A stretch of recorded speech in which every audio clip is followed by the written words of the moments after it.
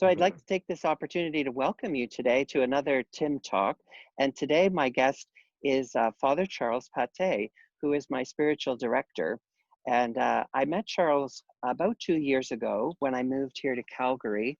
And he had been based in Calgary at that time. And he's been my spiritual director. A spiritual director is somebody who offers you spiritual guidance and helps you to grow in your relationship with God. And so generally we try to meet every month, and I'll do a silent retreat once a year, and Father Charles will lead me through that. And so Father Charles, we welcome you. Thank you for joining us today at St. Andrew's. Thank you. Nice to be here. And Charles has actually moved this summer. And so after being in the West for 14 years, he has been reassigned. And so he's coming to us today from St. John's, Newfoundland. So we hope you're enjoying your new posting there on the East Coast. I am indeed. Thank you.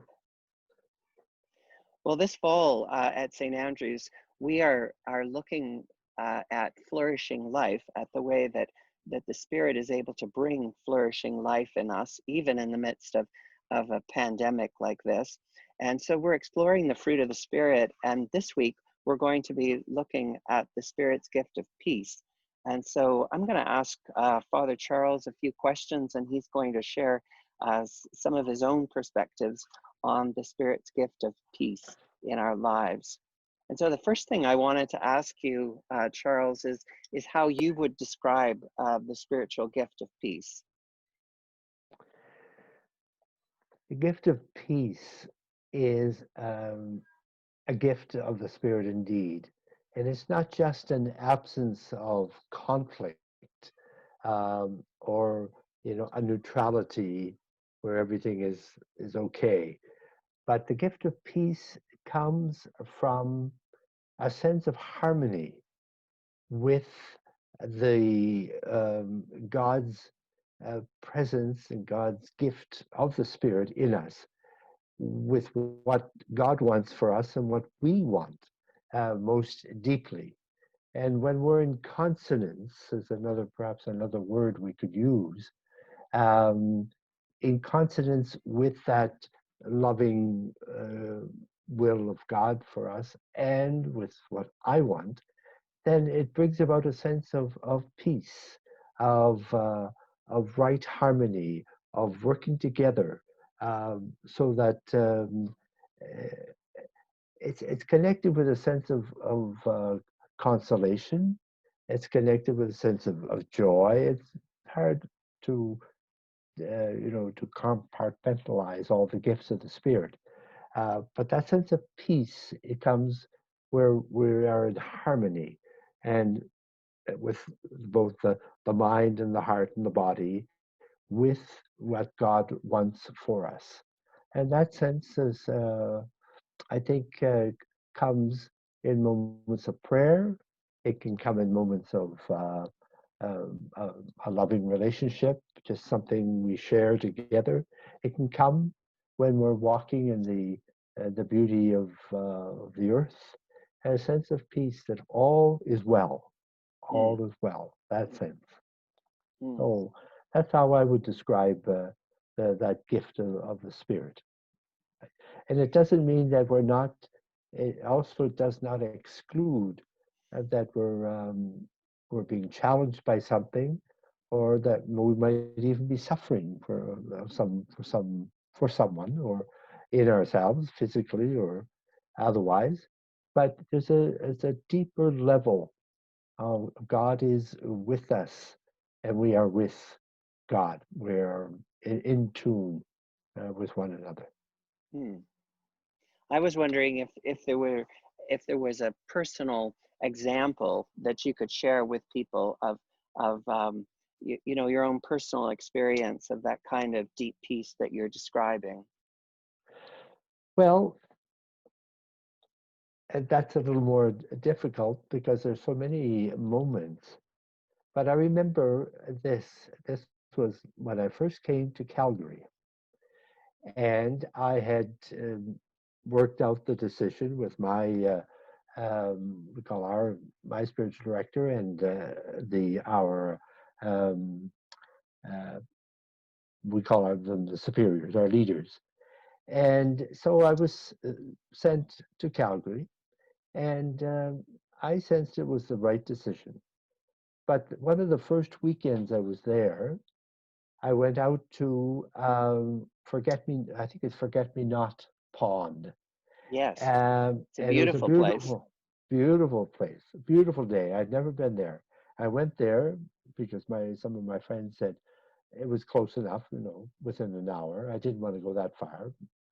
And so I went there, and it was a gorgeous day, beautiful sunny day, and the pond was calm. And I sat there, I brought my lunch, and I sat there, and I just felt a deep, deep peace. I said, it is right that I am here, that Mm, I'm here in Calgary for ministry. I don't know what it's going to be like. I have no, I knew generally the orientations, but I said it just felt it is good that I am here and right. And a sense of a deep peace came over me.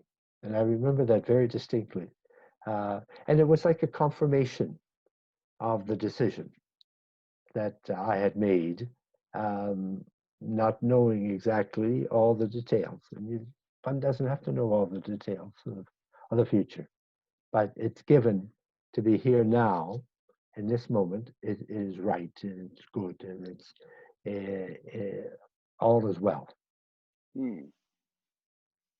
I don't know if that helps. Oh, that does. It's a beautiful image, and forget-me-not ponds are beautiful. I know it's a Yes. certain the a place that our family loves to go for a picnic Ah, there. good. Take it Yeah, that yeah. we've been there this summer, in fact. Ah, wonderful, wonderful. The last question that I had for you really was about how we grow more of this peace and grow the Spirit's gift of peace in our lives. I guess especially if you think of all of the anxiety that goes with a time like COVID-19, and Yeah, how do we grow peace in an atmosphere like this? yeah. Well, remember that the it's a gift of the Spirit. It's not something that we do or that we create of ourselves. But all we can do is kind of uh, try to have the dispositions to make ourselves available for God's action in us. And of course, that's the role of prayer and contemplation, of just taking time to be still and to listen to the events in our own uh, questions and struggles and desires, and uh, and as you say, in a world in this time of pandemic, we cannot not be concerned, but we bring that before God in prayer, and we say, "You are the one that is present. You have been faithful in the past, and I believe you will be faithful now and in the future." And so it's that uh, time of prayer that we just try to sit with all of this and hand it over to our loving God and say, "It's you are the one that uh, is at work in our world. You haven't abandoned us." So I think it's not running away from or hiding behind the bush. Oh, I wish this would go away, sort of thing. We do hope that there will be uh, healing of the virus, but it's not that so much as just allowing it to be what it is in our life, and then saying, "But there's more. You are there." We say this as we speak to our God, that you are there and you love us, and I want to walk in that. So that's the way I try to keep my sense of peace. Um, um, there are things that we're get anxious about, but we really can't um, change things by our anxiety. You know, no, the hairs of our head are we can't make them grow, and they grow. They can turn white when we worry too much, but we can't make them grow. I guess I've done lots of worrying then. Yes, at my age too. But no, it's just to allow that and to be peaceful and sit with that and say it's okay, and then help us. We ask, of course, that we can respond to God's presence in the events of our life, in the people that we're working with, and in the responsibilities that we have, and to walk in that kind of sense of God's presence and His love for us. So I think the important thing it is a sense of our prayer is really our faith, that deeper response and trust in God, a way of nourishing that faith. So the time of prayer, whether personal prayer, whether communal prayer, um, and even just those moments of being, not doing anything, but just being, like walking in the forest and enjoying the beauty of the earth, and just giving thanks. So, Well, thank you so much for joining us today.